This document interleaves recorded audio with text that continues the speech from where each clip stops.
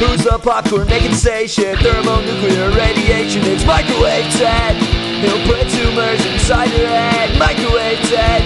Oh, he's your only cancerous friend. Microwave Ted. He'll be right there until the end. Which is it on?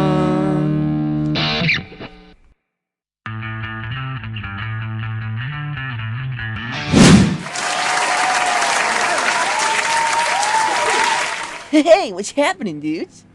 The school dance is coming up and I don't have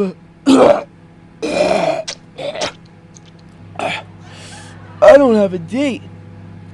Well, Zach, that's probably because you look a fucking loser. I say we totally pimp you out and get you a date. Has anyone seen my fingernails? You know, Ted, ever since you moved in, I've been feeling kinda different. Oh, Rocco, I probably just evoke your homosexual tendencies. I don't think that's it. I can't be gay, you're a fucking microwave. Hey, that gives me an idea.